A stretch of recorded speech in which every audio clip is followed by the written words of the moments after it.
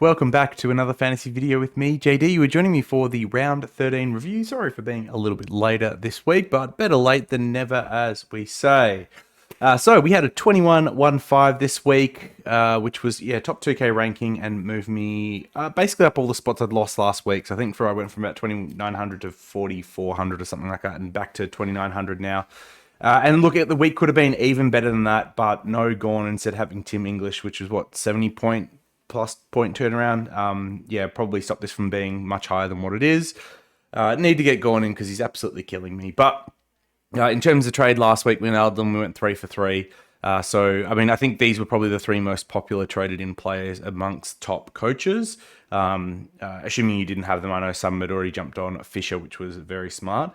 Traded out Wilson, Closey, and Reed, which is good. Avoid like 50k of cash loss, and they obviously didn't score very well. Not too bad of a week. Getting in Errol, hitting the Flanders VC, and really the big score that I was missing that was somewhat common was just the Gorn one here, which is absolutely destroyed me this year not having that. So a bit unfortunate, but it is what it is. So just quickly running through the team here. In the backline honestly had a pretty good week. 2 things didn't go right here. So Dacos getting the tag and knock and sub out early, but very highly owned, and some had him captain. So, avoiding the captaincy, it didn't end up being too bad of a thing. And then Colby missing another game, and news as of this week is that he will miss once more. So that's pretty disappointing, but at least you can get him back for the final week, which has been the hardest. But holding him has not worked out, that is for sure. Everyone else in the backfield, had a backfield. The defenders had a good week, so a much needed bounce back from Whitfield.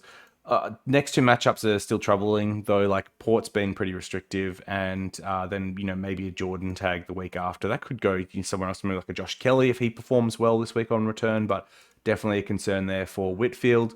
Fisher's been amazing. That's 5 tons now, and 3 of those over 110. So absolutely take that from Fisher, again, especially given the price that people paid for him. I jumped on a little bit later to avoid that buy, but honestly, I wish I'd done like what I did in Supercoach and jumped on him earlier. Sheasel actually done all right in the midfield, but it does help that they had a win against West Coast. And then Martin, even though he was inefficient, was actually one of his better DT games for the year as well. I think that's his 3rd highest score for the year. So it looked good. Maybe a little bit of concern that he got moved into the forward half that game. So we'll see what happens going there forward and whether or not he becomes a trade out. But not this week for me, just given that I don't think I've really got anyone else on the buy this week in defense. So happy to hold him and fix that later if required. In the midfield, Dawson, good. Errol, amazing. Bont, Steele, LDU all underperformed, and so did Clary as well. That's a real pain, Clary. And then Will Day repaid the faith, which was great. Looks good. So hopefully Hawks form keeps on, because I can see him kind of averaging a ton. This week against Richmond, really strong matchup, although, Dusty's 300th and they've got some cattle back. So maybe a little bit of cause for concern there. But if the game gets away, I think Will Day puts the Q in the rack. I actually want it to be competitive because I think that's when he'll stand up.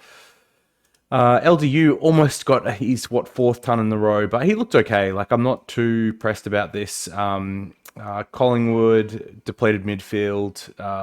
D's midfield hasn't been going great, and it looks like they'll lose Petrarca for 6 weeks, and then Dogs have been pretty high stoppage games. So I think he should have a good few weeks looking ahead. Bont, I still think he's top 8, but just barely at the moment. This inconsistency hasn't been great. Hopefully we find a little bit more of that after the form. We see what we did last year. And then, Steele and Oliver. I mean, I don't think I want Day or maybe even LDU in my final team, but I think Steele's a priority to move on. He's now, I think, 4 sub-tons in his last, or 3 of his last 4 are sub-tons. And then the games before that were North and Hawks. And then, another 2 sub-tons. So this really just doesn't look very impressive at the moment. I'm considering moving him on for sure. We'll go to this week's trades in a second. And then, Clary Oliver just not looked good. I think he will be better for the buy, and he's got the North matchup afterwards. And once again, this week isn't too troublesome, so I can see myself holding here, but one that I'd probably move on from sooner rather than later. And then, Thomas, disappointing. And then Kane came on and had a good 10 minutes to score that 20, but disappointing he didn't get a full game. And with some of them returning this week, maybe not a good sign. I mean, Prestia, I think, is going to miss again. But yeah, if they give Kane or not a full game, we'll see. But he's probably getting close to topping out on cash if they're not going to give him games.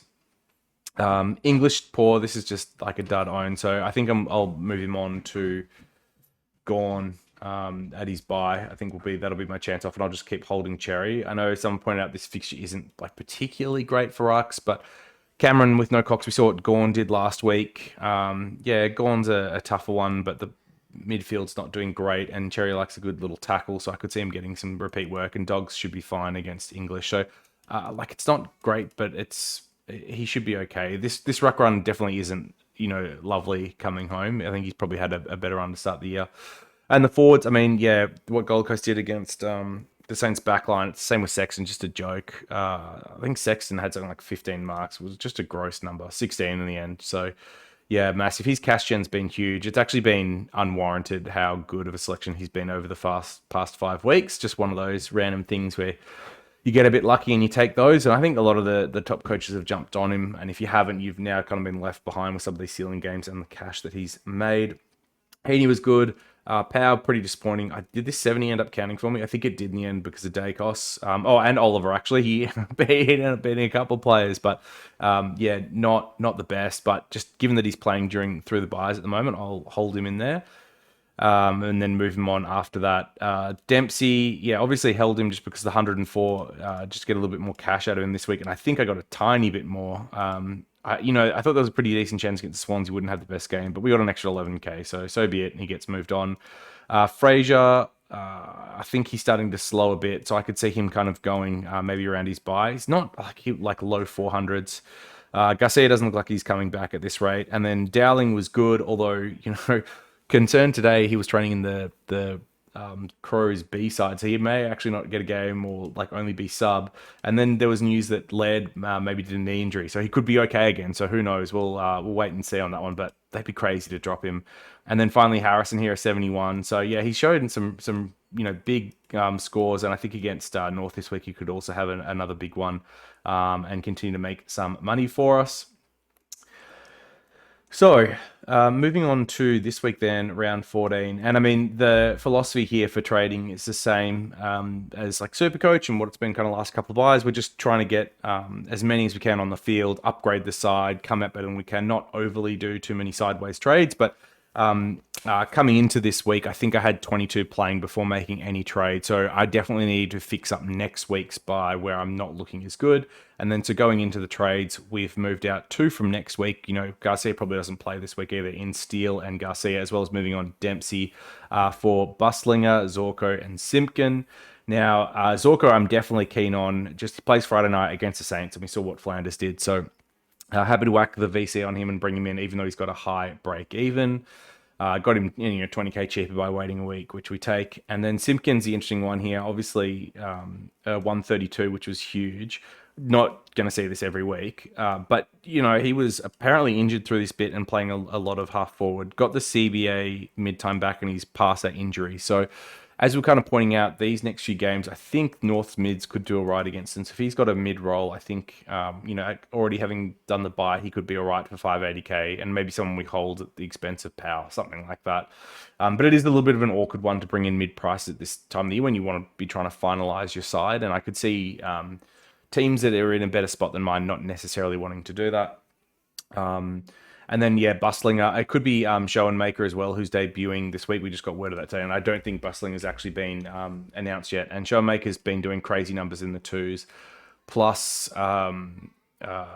St Kilda's defense has been, chip happy.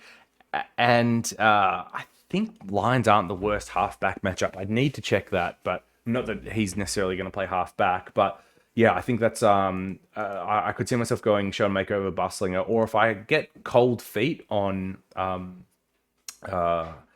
Simpkin here, just doing the double downgrade this week. And it's kind of frustrating because they're both on bye next week, but it would then set me up maybe to do some better trades. I need to explore that as an option if I cool on Simpkin. So then that leaves me in a pretty decent spot for this week. It actually, I think I had something like 22 playing, plus Thomas, plus McAuliffe, plus Bustlinger. So I actually had 25 playing. Now, with that said, McKercher will not be playing this week. So that takes me down to being forced into fielding Bustlinger, which is a little bit disappointing. or like Sean Maker. And maybe that's why I go Sean Maker, just because I got a bit more faith in him. Um, yeah, and then like McAuliffe will probably loop, but if he's sub and his break even's not good, there's a decent chance I actually just trade like move him on instead of Garcia, which I think I can do. There's only 24k difference, and I've got 71 in the bank. And I need to check Thomas's break even because he's been a bit up and down as well. Actually, I think that 77's now rolled out. Did he lose money last week? He might have. Jeez, he's been up and down and like more down than up recently. 17k. That's pretty disappointing.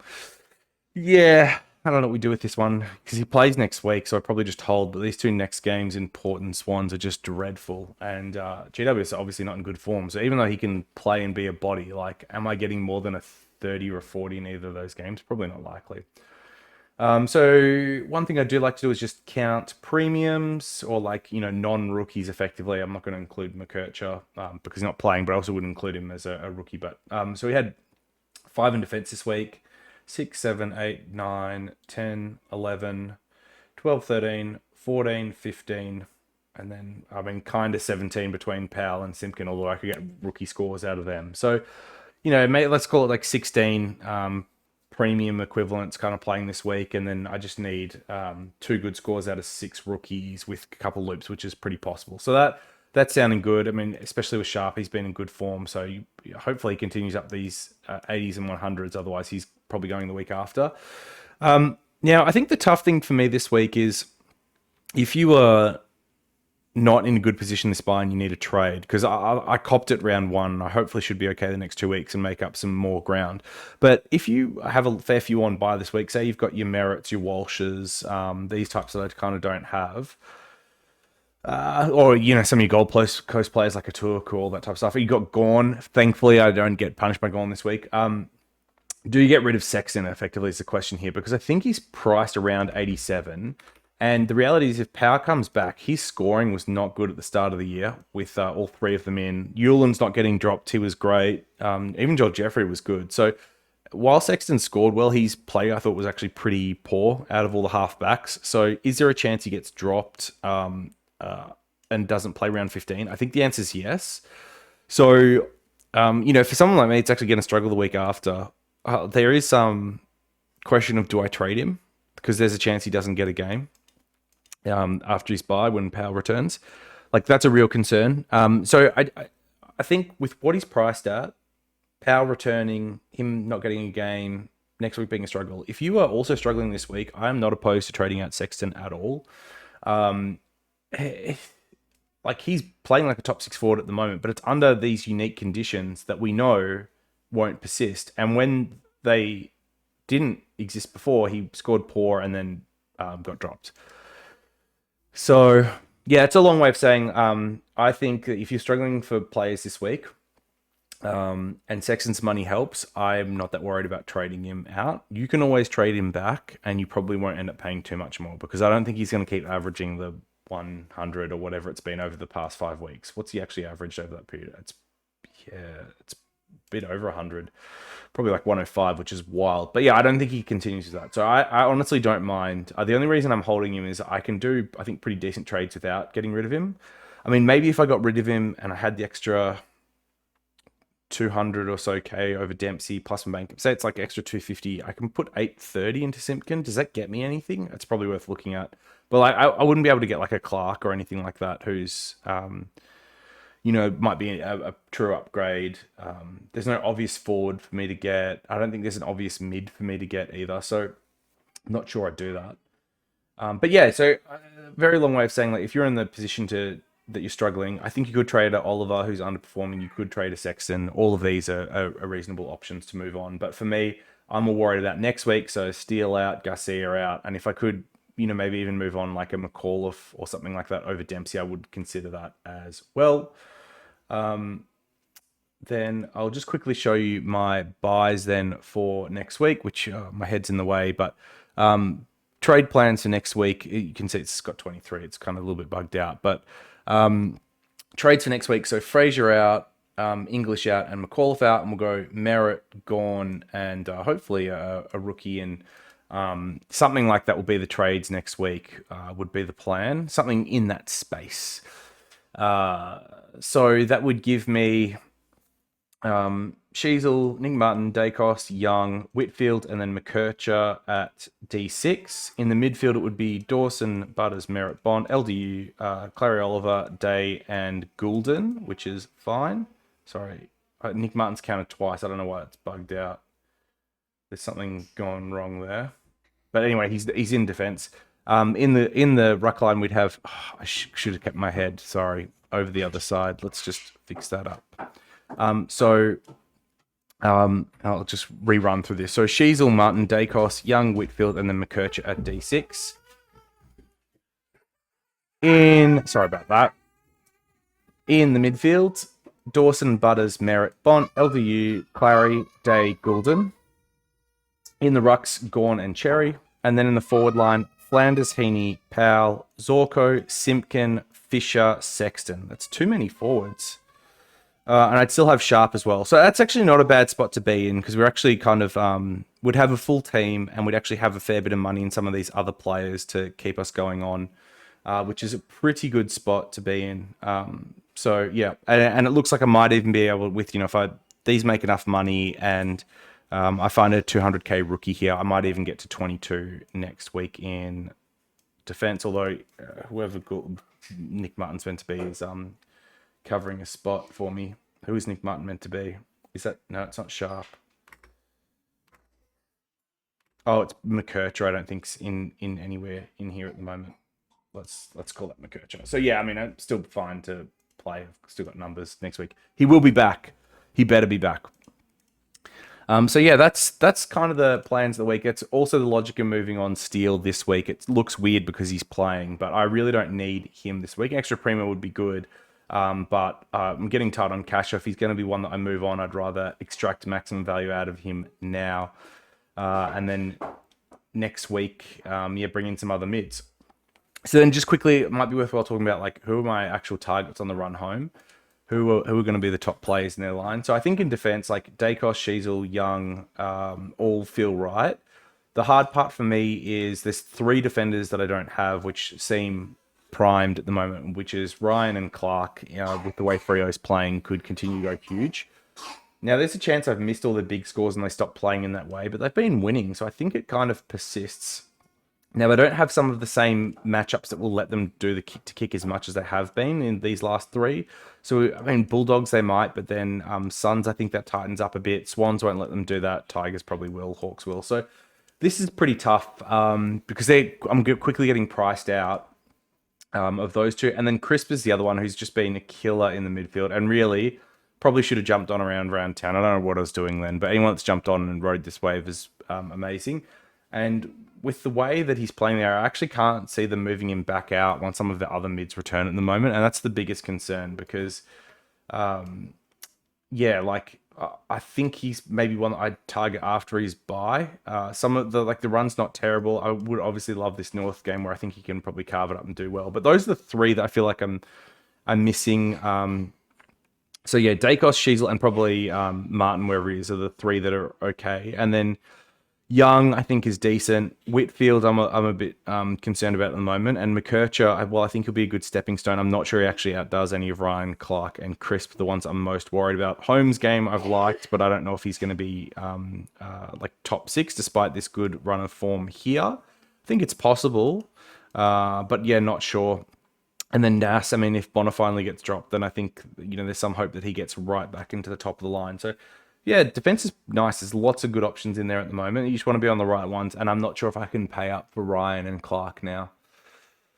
Tough. I think Crisp's game's more naturally suited to fantasy than Clark as well. So that's probably the one that I like the most. But you've got to wait for him, whereas you can get the other 2 off their bye this week.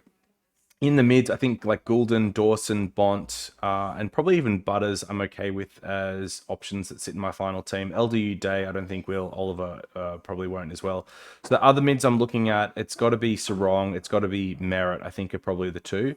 I actually think there's a chance if Taranto finds some good form over the back half of the year, he could be a sneaky good option.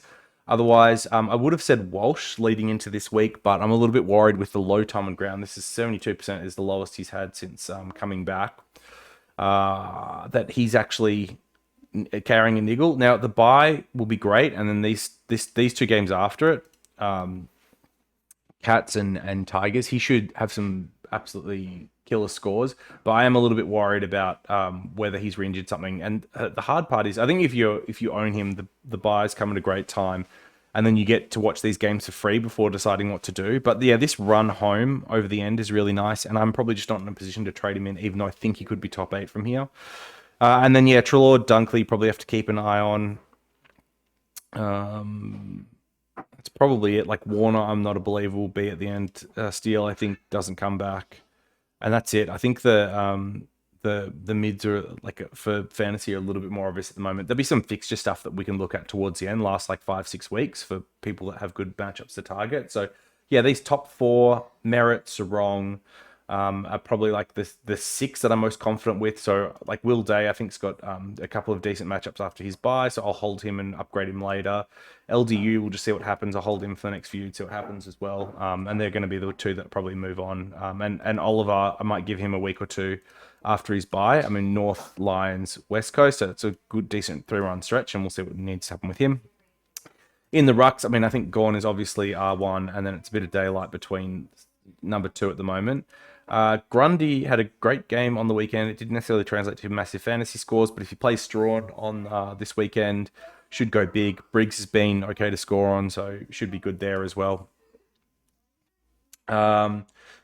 Marshall, like, yeah, owned him. I mean, I've already owned all these guys. I've already owned Grundy. I've already owned Marshall. I've already owned English. Had a lick of each of the ice creams, and I don't like any of the flavors that they're putting down. So I'm just holding with my boy Cherry here and not mucking around with another trade. That'd be super luxury. I think he can actually perform well, and this like run to finish off the year is pretty good. So I think I'll just stick with Cherry. I like him. He doesn't frustrate me like the others. He's a trier, so I think I'll go Gorn Cherry. But if you've got Gorn in any of Cherry, Grundy, Marshall, English, I think that's fine. I wouldn't bother flipping him around. You might target matchups in the last month, but I wouldn't try and optimize beyond that now.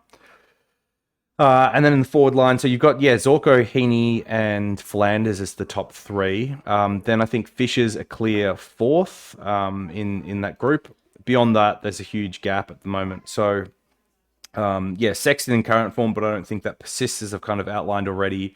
So who is it that you actually go for beyond there? I mean, Baker's good in the midfield, but it looks like he's going to get less midfield time, which worries me a little bit. You might see some more inconsistency in his scoring. Caldwell, I just think they play him at half forward too much. He's actually been decent despite that. So like maybe he is one that you jump on. What's the run home like Essendon's fixture? I mean, it's not bad. I'd have to have a look at the DVP, but like it's fine. And then Dilmore, I think, has been obviously pretty good as well. He's obviously a bit inconsistent. But yeah, that's one to consider. So maybe I go Zorko, Heaney, Fisher, Flanders. They're the top 4. You got to make sure you have them. And then I think you're probably looking for 2 of like Baker, Caldwell, Moore, Rankin, Jackson, or you could even look at a like a F7 and get a key forward in there as well. I don't think Powell or Simpkin end up in there, but you could definitely hold one of them as a bit of a flyer. Beyond that, we're probably just trying to monitor for anyone that has a role change over the back end of the year. Like if Connor McDonald randomly got mid-time for some reason, I think that's someone you could look at. Taylor Adams, maybe, obviously hasn't had the best start of the year, but if things, I mean, his time on ground so low. I mean, I shouldn't even be entertaining that. He's been like decent for them though. So yeah, I think that's probably it. Forward line's still pretty grim. Let's be real. Yeah, maybe Bolton can find form, or even a Cameron. Okay, so that's me for the week. In terms of vice captain, Zorko VC captain. We can have a quick look down here, but who knows? We're going to put the C on. Sydney against Adelaide. I mean, maybe we just go back to well with like a Gulden type or a Heaney type. Otherwise, North and Collingwood. If you could tell me that Dacos wasn't getting any attention this week, I could see a bounce back game there. Otherwise, like LDU should score well, but I don't love it. Maybe it's even like someone like Fisher without McKercher back. I could imagine going into on that matchup. So yeah, I mean, I think eggs are in the Zorko basket for this week. If you've got Sarong, I wouldn't mind captaining him against the Dogs off the bye. I think that's probably a good one.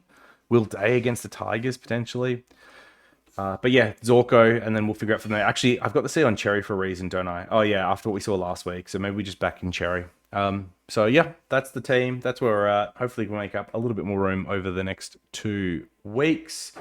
And otherwise, hope you're having a good week, and I'll catch you in the next one. Peace.